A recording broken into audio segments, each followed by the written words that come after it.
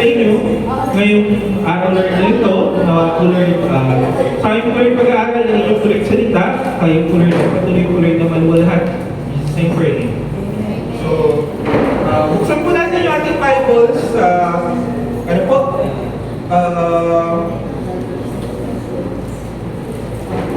tatlo pong verses yung gagamitin po natin. Yung unang po is Ephesians 6. Ephesians 6 verses 17 po. Dito sa Ephesians 6:17 namin yan. And take the helmet of salvation and the sword of the Spirit, which is the word of God. Sundan na po natin sa 18. Praying always with all prayers and supplication in the Spirit, and watching thereunto with all perseverance and supplication of all saints. Tapos tatanong po tayo sa Hebrews 7:25, nabi po dito sa Hebrews 7:25 po, nabi niya. Therefore, He is able to save completely those who come to God through Him, because He always lives to intercede for them. Tapos yung last verse po natin for today is Hebrews 4:12, nabi niya dito.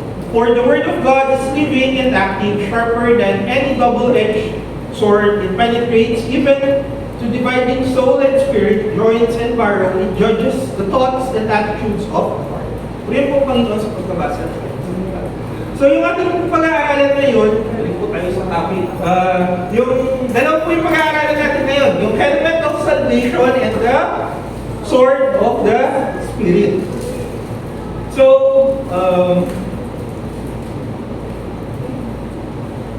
ano ba yung dalawang bagay dito? Meron kasi di ba yung complete armor, kung ano po tayo, balik po tayo sa review po tayo. Ano yung mga armor na sinasabi po?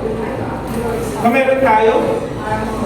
Ano pong armor of God na natakel na po last Sunday school? Shield of faith. Ano po susunod? May shield na merong breastplate of righteousness. Tapos po, ano pong tawag doon sa gospel? Ano pong nilalagay sa paa?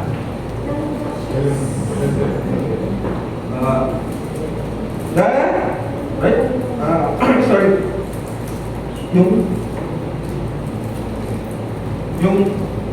Yung shoes for gospel of peace, breastplate of righteousness, kasi yung shield of faith. Tapos ngayon po, natatakal natin, helmet of salvation, and the sword of the Spirit. Kompleto na po yung armor after dito.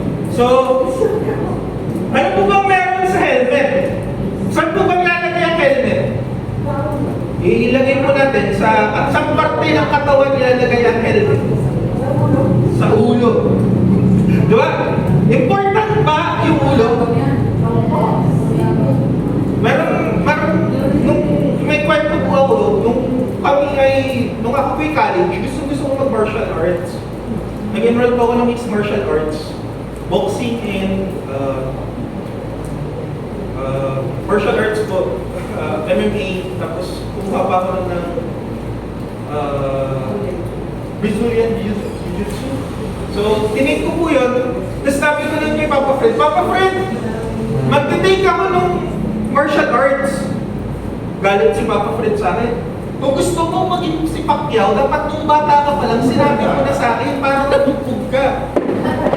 Alam niyo kung bakit si Papa Fred ayaw niya nang mag-aral kami ng martial arts. Meron siyang pinsan. Close po niya yung pinsan na yun. Nagka-taekwondo yung pinsan niya. Nung panahon na yun, hindi pa uso mag-headgear. Nag-taekwondo po yung pinsan niya, nasipa po sa ulo. Pagkasipa po sa ulo, ang lakas pong sipa sa kanya, nagkaroon ng hemorrhage.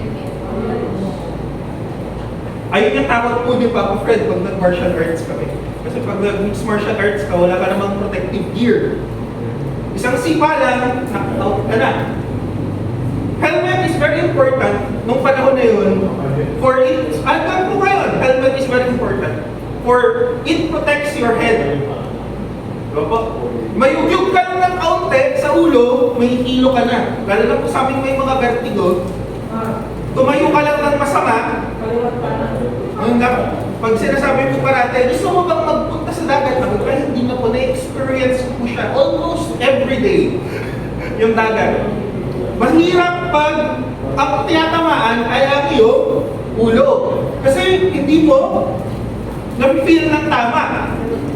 Your brain is the one that connects you to your senses. Ayun nga po yung scientifically yan yung sinasabi natin. And the head is very crucial. Kahit noong unang panahon po, very crucial ang ulo. Bakit siya very crucial? Kasi one shot can kill you. Anong tawag sa mga naglalaro?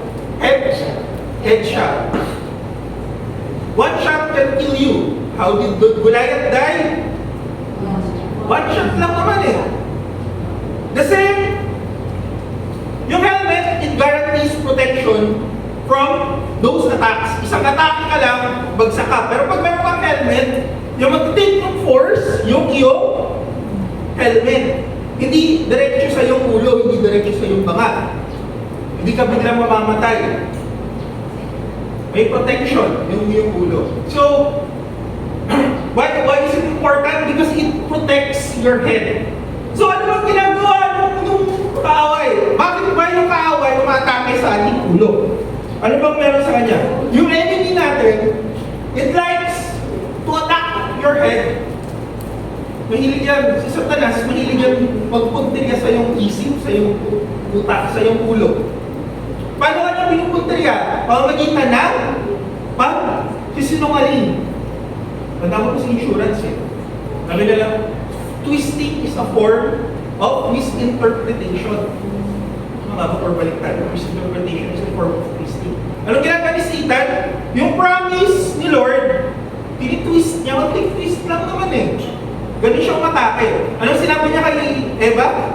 Totoo ba na ikaw ay mamamatay pag kinain mo ang prutas na ito? Very simple, di ba? A simple ask. A simple question. These attacks are invincible. Nakikita niyo ba kung paano matake sa Satan sa inyo? Sa ulo niyo? Hindi niyo po nakikita kung paano matake sa Satan. Hindi naman totoo yung sa cartoons na narinig mo si Satan bumubulong sa'yo.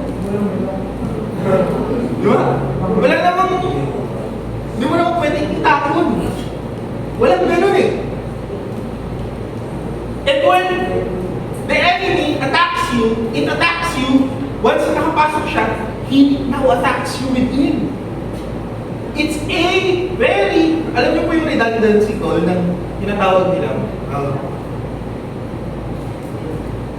Alam ko sa tayo kasi ayaw po yung sakit ko. Meron tinatawag ng tendinitis, yung tendinitis, pag it means na kukulang yung pandinig mo. Kunyari po, ganito, tapos bigla ka may marinig. May tendinitis ka, ibig sabihin, yung hearing mo, nagkakaroon ka ng hearing loss. So, gagawin ng utak mo, i-feel niya yung void nung naririnig mo. So, ganun siya aatake. Tapos, pag nangyayari doon, pag na umulit yun, so, ang gagawin pa niya ulit, kasi nga, i-feel niya eh, gumagawa yung utak mo ng, ano eh, tawag ito, ng imaginary na sound. So, pagka-feel niya ng imaginary na sound, yung utak mo, mag-feel siya ulit ng imaginary na sound. So, once na may narinig kang tao na nagsasalita, hindi mo yung maririnig. Yung maririnig mo lang sa loob ng utak mo, yung tiit lang yung maririnig mo. So, doon mo marirealize, wait, medyo malala na pala yung hindi ko na naririnig. Ganun po si Satan pag umatake sa atin. Pag si Satan, pag umatake siya sa utak mo, una, simpleng kasinungalingan lang yan. Maliit lang, hindi mo mapapansin. Yung isang example ko nga po dito eh, sabi niya dito, in your current predicament, does God really love you? Pag ikaw yung nahihirapan, tatanungin ka niya ni Satan, ay talaga bang mahal ka ng Panginoon? Bakit ka naghihirap? Baka mamaya, malayo ka na kay Lord, kaya ka medyo naghihirap ng ganyan. Pag medyo okay yung buhay mo, sure ka bang kailangan mo pa si Lord? Medyo okay ka naman eh. Mag-church ka ba ngayong linggo na to? Nakawala yung aso mo eh. Ayun po yung nangyari sa akin, kaya ako galing. Pagkalabas bigla yung aso ko, tumalon dun sa bintana. Kala ka! Takbo! Habulan po kami, kaya pagkadating ko po ng church, nasampal ka, gano'n ng pitching. 3 points yung... 3 points, sampal ka, gano'n. Nasa bahay mo. Sabi ko sa... Yung ano mo lang, sorry, may nakwento ko. Wala kasi akong anak, so ikwento ko po yung aso ko. Medyo ibibigyan ko lang yung dog ko. Dami ko po sa kanya kanina, mga 6 something pala. Nabi ni mama tumawag sa mama. Anak, mag-church ka. Opo, nag-prepare na ako. Nagdilig na ako. Lahat na. Sabi ko, parang pagdating ng 8, nandito na ako sa church. Mga 8:30, okay na. Sabi ko po din sa aso, huwag kang lalabas. Ikaw ay dito lang. May ko sa kanya. So, tingin naman po siya sa akin. Nagtago na siya. Okay na lahat. Nasa isip ko, sige, okay na. Nung palabas mo ng sasakyan, gulat ako talaga tumalong siya doon sa bintana doon ko. Kailan ka natutok magbukas ng windows? But that's the work. That's how Satan attacks. Di ba po? Psychological yung atake minsan ni Satan. Hindi naman minsan halos parating psychological. Tiny little lies yung pinapasok niya sa isip natin. And those tiny little lies, maliit siya ngayon, susunod, lalaki na siya, hanggang lumalaki ng lumalaki. Yung isa pong nabasa kong survey is, yung pangatlong example, is it really that bad? No one will know about your sin. Alam niyo po yung pinaka-sample na nakasalanan nito is, nagkaroon ng pag-aaral about pornography. Porn. Wala naman nakakaalam na nanonood ka ng porn. Ikaw lang naman. Especially sa panahon ngayon. Cellphone lang naman ang katapat niya. But as time goes on, you cater to that need, to that thing that you're watching. Yung line kung kaaway, yung real thing, wala naman pong bata dito. Kung sorry po kung manunod yung bata, takpan na lang. But sex is a reward for a relationship between a husband and a wife. Di ba po? Kaya ka magkakaroon ng sex, kasi reward yun. It's a very satisfying reward para sa relationship na yun. Di ba po? The problem with pornography is that once you become acquainted with, pag nasanay ka na sa pornography, yung sex, base dun sa kanya, sa pag-aaral, yung sex feels to be lacking. Nagkukulang na yung reward para sa inyong relationship. Samantalang dati, ayun yung kinakabahan ka pa. Dahil sa porn, sa panahon ngayon, ang mga may edad na nasa 20 to 30s, hindi na may-excite sa kanilang gagawin, sa kanilang asawa. Bakit? Kasi yung nasa isip nila, yung pornography na lang. This is how Satan works within our brain. Para siyang necrosis. Maliit. Hanggang nasisira na yung ulo. Matakpan na ang kasalanan. That's why, kailangan, kaya merong helmet of salvation. I really like the term, the helmet of salvation. When I was reading this, I go, ang galing ng relation ng helmet sa salvation. Bakit? Helmet protects your brain. Why? Ano bang meron sa salvation? As per Merriam-Webster Dictionary, salvation is the deliverance from the power and effects of sin. Salvation is the liberation from ignorance and illusion. Salvation is something that saves you. Hindi mo kayang i-save yung sarili mo. That's why you need salvation. Niligtas ka. Anong sinusuot natin sa ating ulo? Helmet of salvation. It means may magliligtas sa'yo from the attacks na hindi mo kaya. Diba, napaka-wonderful yung description ng helmet of salvation. You cannot fight yung atake ni Satan, psychological attacks ni Satan. Pero may salvation that would deliver you from these attacks. From yung promises yung ni God, it destroys yung lies ni Satan.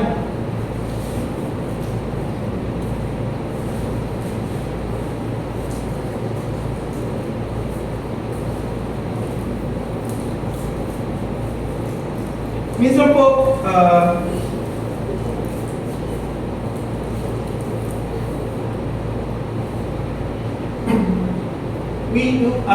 yung ano na to, yung helmet of salvation, inaano ko siya, nilalagay ko lang siya sa tabi.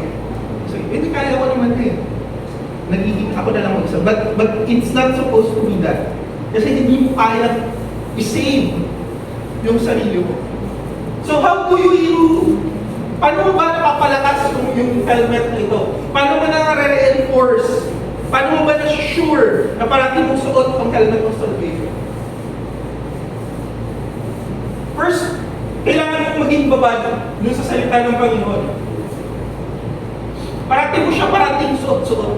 Nagme-meditate ka dapat. You should meditate in this, for it's the only way that the lies of the enemy won't sway you. Is for you to be deeply rooted in the truth. Para hindi ka alam mo po yung mga nasa bangko, yung nagbibilang ng pera, yung mga teller. Favorite ko po na, may friend po kasi ako na naging ganun yung work. Sabi ko sa kanya, galing mo naman magbilang ng pera, ang bilis ninyo. Eh naku Kuya Jess, alam mo yung first week ko na trabaho, wala akong ginagawa doon kundi magbilang ng pera. Sabi niya sa akin, pag ginawakan mo Kuya yung papel at saka yung pera, alam mo agad kung anong difference nila. Oh, talaga? Sabi niya, oo. Dali lang yan Kuya. Nakakalito lang pag marami na. Sabi niya sa akin. Sabi ka sa kanya, ibig sabihin mo lang nakakalusot na faith sa inyo. Sabi niya sa akin, naku Kuya, sa training pa lang namin, tapos araw-araw mo siyang hinahawakan, makahawak ka ng peking pera, mag-iisip ka agad. Ano po, bakit ganito yung pera na to? Kaya pala yung iba sa kanila, pag nakahawak ng kakaibang texture ng pera, lagay ka agad mo sa ilaw. Kasi alam nila kung ano yung totoo. The same with us Christians, kung alam mo kung ano yung totoo, pag mag-meditate ka araw-araw, pag naka-indwell ka parati sa Kanya, pag suot-suot mo parati yung helmet na ito, yung helmet ng Panginoon, yung salvation mo, kahit anong sabi ng kaaway, hindi siya makaka-apekto sa'yo. yung isang example po, pag babasahin nyo dito na, is God really that important? Does God really help you?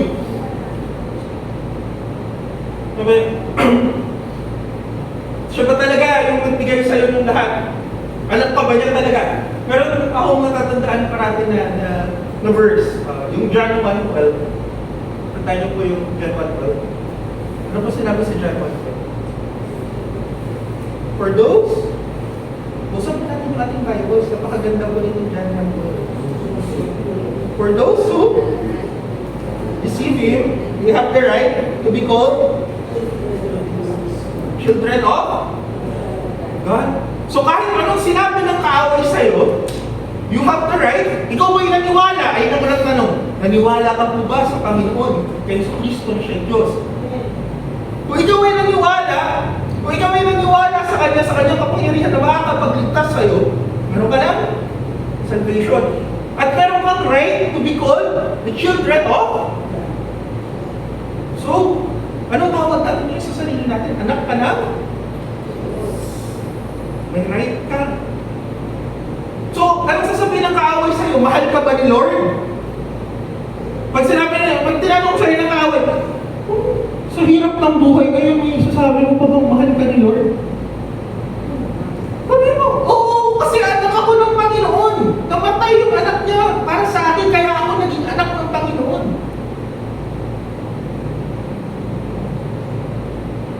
May relasyon ka ba na mag-aantay sa'yo na maganda? Oo, kasi mahal ako ni Lord. May relasyon na mag-aantay sa akin na maganda. Yung achievement mo ba?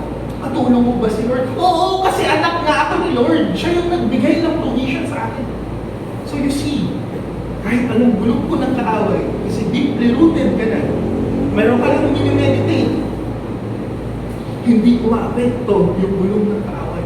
Yung sampal po talaga sa akin kanina, yung sinabi niyo talaga. Hindi ito ay namin yung ministry. Hindi pwede na ikaw ay nandito sa church tapos uuwi ka sa bahay lang. Kasi Lord nga, nagbahay-bahay. Diba, sakit kong sampal na yun? Medyo doon pa po sa may singaw ko ng sampal eh. Kaya medyo masakit po talaga siya. Pero totoo yun. Kasi ang kaaway, pinupulungan ka na, tagal mo nang nagsiserve. Bakit ka pa magsiserve ulit? Diba? It's the lies of the enemy na kailangan natin maging aware. That's why you need the helmet of salvation. You cannot save yourself and dwell yourself in God's promises. Ito po, itong John 1:1, isang promise lang po ito. Yung binigay po sa akin na example, yung binigay po kanina ni Pastor June na example na nasampal ako ng todo, isang pangyayari lang po ito sa Biblia. Pero nagising ako sa katotohanan, nagising tayo sa katotohanan. How many more? Ilang pa po yung pangako ng Panginoon na talagang gigisingin ka mula sa mga kasinungalingan ng tao. Hindi ko po alam kung anong status natin ngayon. Kung ano bang binubulong sa akin ng away, wala po akong microscope kasi alam ko may binubulong din sa akin ng away. We all have our own personal battles. But this helmet, it works kahit anong pong klaseng battle natin. So, let's meditate and let's indwell dun sa salita po ng Panginoon. Ngayon, napansin kayo po, lahat ng gamit na ito, helmet of salvation, breastplate of righteousness, shield of faith, this the shoes, the gospel of truth. Lahat sila ay defensive weapons. Bakit sila defensive weapon? Lahat sila ay pang-battle mo, pero lahat po sila ay panangga. Diba? Yung helmet ay panangga para sa ulo, ang shoes ay panangga para sa iyong paa. Kung saan ka pupunta, mayroong peace. Yung shield ay panangga laban sa arrows ng kalaban. Yung breastplate is to protect your body from the pierce of the enemies. Pero, the sword of the Spirit is something that is offensive. Sino po dito nakakita na ng espada?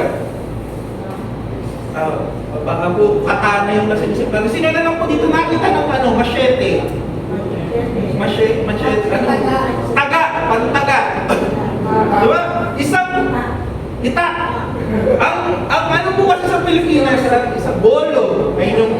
Sa atin kasi, isang ano lang yan. Diba, kutsilyo? Isang side lang yung katulis. Para po sa yung tulis kasi ng gamit na natin sa Pilipinas, isang side lang. Pero ang Roman sword, kung isipin po kasi natin yung sinasabi dito ni Paul, lahat dito ay Roman weapons. Yung Roman weapon, it's yung gladius na tinatawag nila, it's a common weapon from Rome na ang haba niya ay isang haba ng arm ng isang tao. So kung ako po ay sundalo, ang ibibigay sa akin ng gladius ay kung gano'n kahaba yung arm ko. So bakit ganun siya? Kasi it's an extension of how you fight. Ganun siya. Kaya, yung weapon na ito, it's not just for attacking, but it's also for defending yourself. And this weapon is very, very sharp.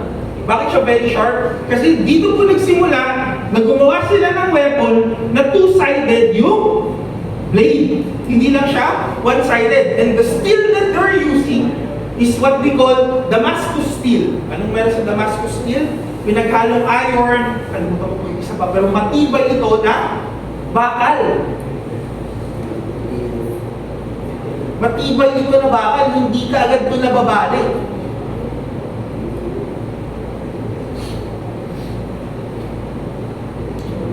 Ang espada sa Roman soldiers po, before kang bigyan ng espada, you need to train sa espada. Bakit po? Kasi pag hindi ka nag-train, nakasama mo yung espada, ang formation nila, doon namin po, di ba, arm length yung espada ng Romans. Pag mahilig po kayong manood ng mga historical battle, alam niyo yung phalanx? Alam mo ko yung pala, kasi may shield, tapos may espada. Nakaganon ka. Tapos may katabi ka, may espada, may shield, may espada, may shield. So isipin nyo, isang linya kayo ng tao na nakaganon kayo ng shield at ng espada. So, kung ikaw ay hindi marunong umawak ng espada, pwede mo masaksak yung iyong katabi. Saksakin ko yung katabi ko kasi hindi ko naman alam eh. Matulis yung espadang hawak ko. Or pwede kong masugatan yung aking daliri. Kaya ang Roman soldiers, every day they would train. They would fight, they would train. Why? Because real swords are dangerous.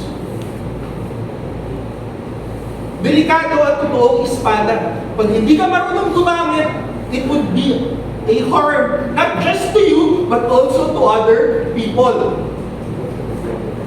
That's why you need to know how to master yung paggamit ng espada nito.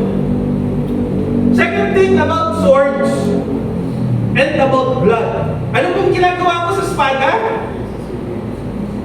Design lang po bang sword? Sa mga naglalaro po dati ng Dota, pag bumili ka ba ng butterfly, ilalagay mo lang ba sa item box mo? Hindi mo i-equip mo.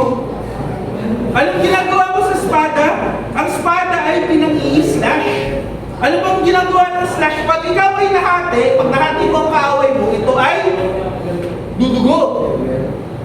At pag dumugo ang kaaway mo, ang dugo natin ay may halong reaction sa bakal. May kwento kami po dyan sa, actually kwento to ng prof ko po dati, nung nag-OJT siya sa Lufthansa. Kasi yung bakal po ng aeroplano sa turbine matutulis. Tapos ang nangyari daw, meron daw isang OJT na tumayo, tapos nakatanggal daw yung ano ng turbine, inaayos daw nila. So ano dito yung bakal, na-slice siya ngayon dito. So pagka-slice niya ngayon, syempre dumudugo yung ulo, ginawa daw ng mga tao, hinila nila yung tao na bilang, o pumunta ka sa medical, kailangan namin punasan yung bakal sa isa. Kasi milyon yung bakal, matintad yun, milyon ang bakal ng turbine, yung tao pa pwedeng dalhin sa medical. Steel and blood causes a knife to be dull. Kaya kailangan mong i-sharpen yung weapon. So bakit ko po sinabi ito mga bagay na to? Eh, sword of spirit yung pinag-uusapan natin.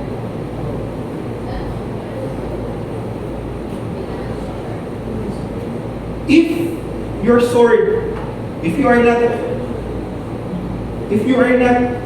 indwelling in the Spirit, if you're just reading the Word of God, walang application. Walang tulad ng sinabi kanina ng Tito. Enjoy, namimiss, sinabi ko ni Pastor.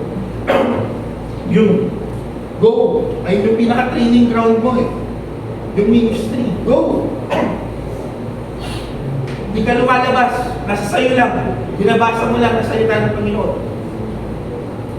One thing na nagiging dangerous po siya, yung espada, hindi mo na sa kaaway ginagamit. Alam niyo po kung saan mo na ginagamit? Sa ka-church meet mo na ginagamit. Bakit sa ka-church meet mo na ginagamit? Nakikita mo na. Sword. Hindi na sword of the spirit, sword of the... Iba na. It's okay to correct, pero too much correction kasi hindi ka na nagiging judgmental ka na sa loob ng church. That's why you need, gamitin mo siya. You master. You go out. You train outside. Not just inside, but also outside.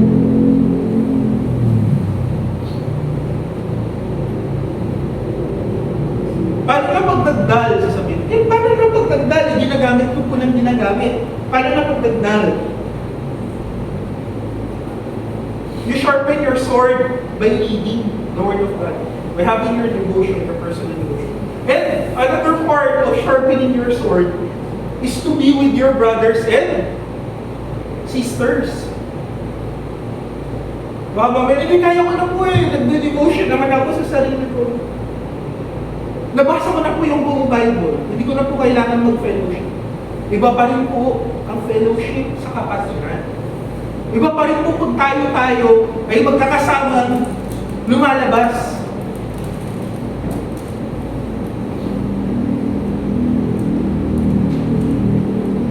Itong weapon na ito, it's an offensive weapon. Alam niyo po ba kung ano ibig sabihin ng offensive? Pag defensive ka, ikaw ay naghihintay ng aatake sa'yo. Pag sinabi mo sa basketball, defense, tatakbo ka ba sa court ng kabila? Hindi, defensive ka eh. So, iniintay mo kung ano yung paparating sa'yo. This is an offensive weapon. Ano ibig sabihin nun? Ikaw yung aatake. You are the one who would go outside.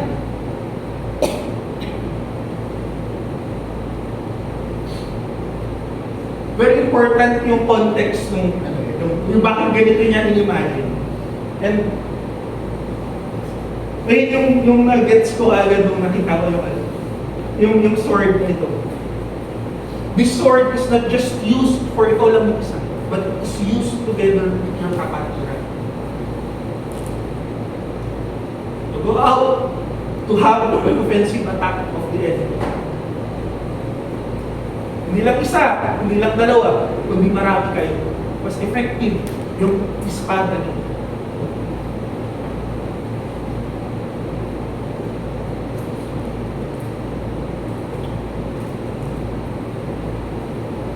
The enemy that we have is very clear.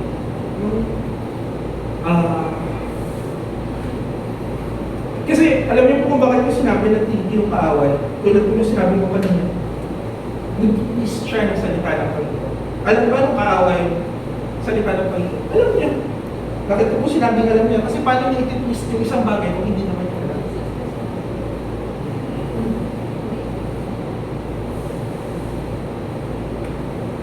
He can twist things. And when he twists things, pag ikaw ay offensiveness, pag puro defense ka lang, pag puro homebound ka lang, reflect ka lang ng reflect.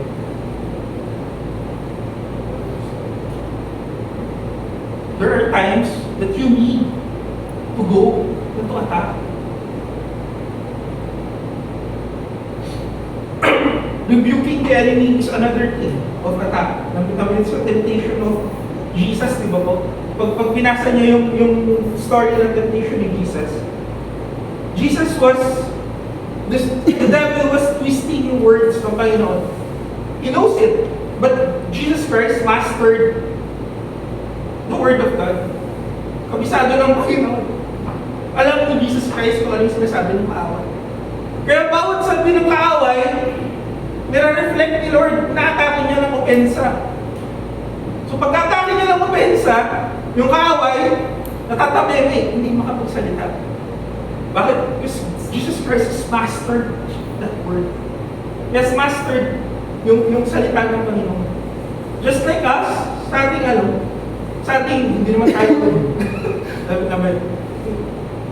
hindi naman ako si Jesus eh. Paano mo sasabihin na na-master ko yung salita? But He has given you the Spirit na nag-indwell sa kanya. The Holy Spirit, the same Spirit that is indwelled in you.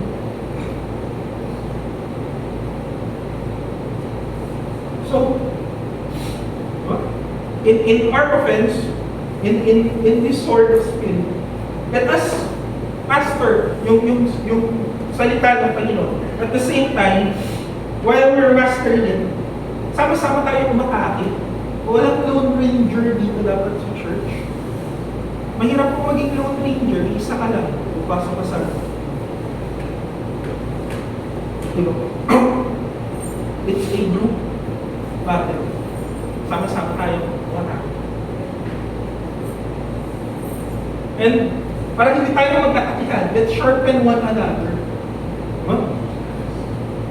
Imbis na takihin kita, pamagitan ng salita ng Panginoon, hindi. Isa-sharpen kita. The sharpening hurt. Yes, it hurts. Masakit pag mas-sharp. Bakit ka po masakit pag sinasharpen? Kala niyo po ba kung anong ginagawa sa bakal pag sinasharpen? Binabawasan yung bakal para siya maging patuloy. Parang pencil, tinatasahan. Binabawasan. Para kagamit-gamit ka para sa kanila. Hindi mo inaatake yung kapatid mo, eh. You are sharpening each other. Para ikaw ay maging kagamit-gamit. Matulis para sa ating Panginoon. So, ayun po, yung last natin na dalawang weapon. Helmet of salvation and the sword of spirit. Balikan po natin yung 5. Kasi ako na po yung dulo, eh. So, review natin yung 5. Ano nga ulit ka? 1, 2, 3, go. Breastplate of? Oh, helmet of salvation. Oh, from top to all. Tayo po tayo lahat. May action dapat, ha? Oh, sige. Ano yung sa taas? Helmet of salvation. Oh, ano to? Breastplate of righteousness. Ito. Ano to? Belt of truth. Shield of faith. Tapos? Sword of the Spirit. Shoes of the gospel. Shoes of the gospel. Ayun po. Iba, hindi na po tayo head. Hindi na po tayo my head, my shoulders. Ayun. May bago na po tayo ngayon. Kakantahin. So, ayun po. So, meron pa po tayong oras. Mag-share. Sino po gustong mag-share yung bago po tayo magtapos?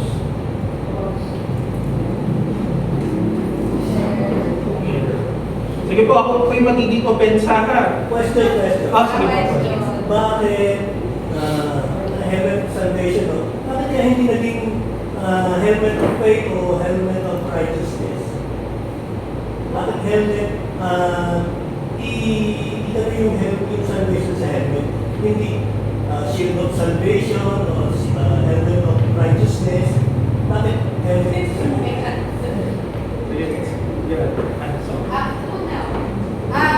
For me, salvation comes with knowledge and wisdom. Kasi salvation is spiritual, and the fear of the Lord is the beginning of wisdom. When you have yung helmet of salvation, doon na po, di ba po, tinanggap natin si Lord bilang Lord and Savior na nagkaroon din tayo ng Holy Spirit.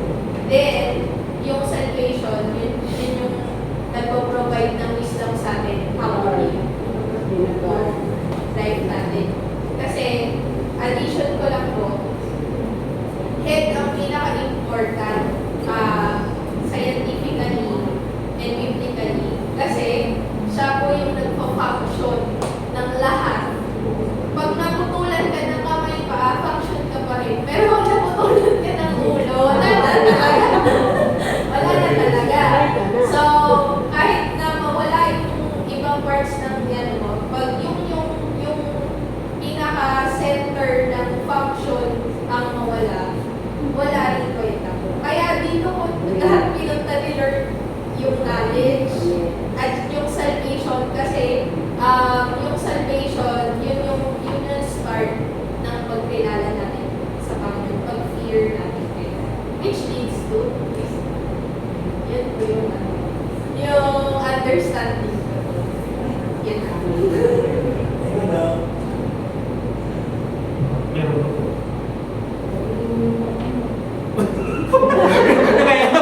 May iba ko pa bang sagot doon dito? Kasi in salvation, once you believe in Jesus Christ, you are saved, you know, then you have to guard that salvation. Hindi natin so that's good helmet. Since na salvation is nasa mundo, kailangan mong protektahan niya. Hindi ka guys go ng faith. Yung faith may level, di ba? Increase of faith or may level siya eh. So, yung faith is working and active. Kung tayo yung salvation, nandun na. Yung shield naman sa faith, kasi it's working faith. Meron kailangan lagi kang meron panagal, kaliwa kanan. Ewan ko lang. ganun naman. Rest. Pastor po. Okay, yung salvation, no? Sabi nga, helmet of salvation. Kasi ganito yun, no? Lahat na gagawin mo ay walang kabuluhan yun kung alam mo pupunta ka ng impyerno eh. Di ba? What's the use eh? What's the use of anything, no? Kung hindi ka ligtas, no? So, ibig sabihin dito, napakalaga yun, yung assurance ng salvation mo, of course, based doon sa gospel na yun, no? So, dapat yung salvation mo, based doon sa gospel, hindi ka, naligtas ka, not from works, not from other gospel. As sabi ni Paul, no? Na some of the people doon sa Corinthians preach another Jesus, no? Another spirit, which is another gospel. Ganun siya sabi doon, no?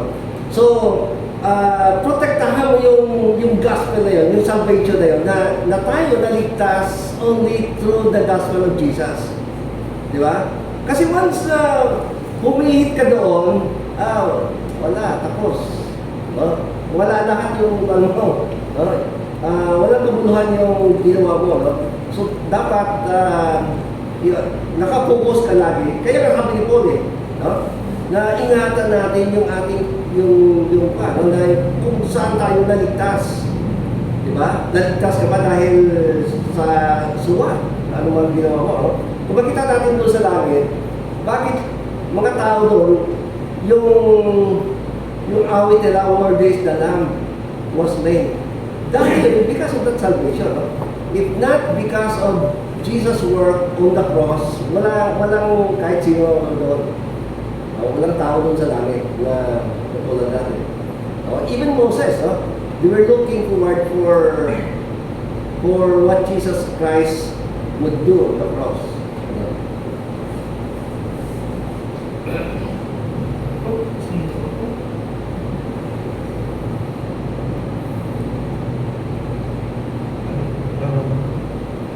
It's a very good question. Pero pag titigan niyo po kasi, bawat reflection ng weapon, pagbabasahin po talaga siya. Bawat reflection ng armor, it corresponds truthfully dun sa part na kino-correspond. Pero kung tayo, may 2 minutes pa. Sabi ng Google. Okay na po. Sige po. Ayaw na po magsalita. Sige po, kung wala na po, tayo po lahat ay manalangin. Yes, Lord. Thank you po, Lord. Katatapos po, Lord, natin Sunday School, Lord. Lord. Pag-hiwa-hiwalay, Lord. Nawa po, Lord, mga negative. Wala po, Lord, sa pinig. Nawa po, Lord, sa Sunday School, Lord, dito. Lord, ay mabaon po, Lord, namin. Lord, magdala sa Lord. Nawa po, Lord, nakasalita po, Lord, dito. I-apply po, Lord, natin sa kayo, Lord. To give glory to your name. We continue to give these things up to you. It's name pray. Amen. So,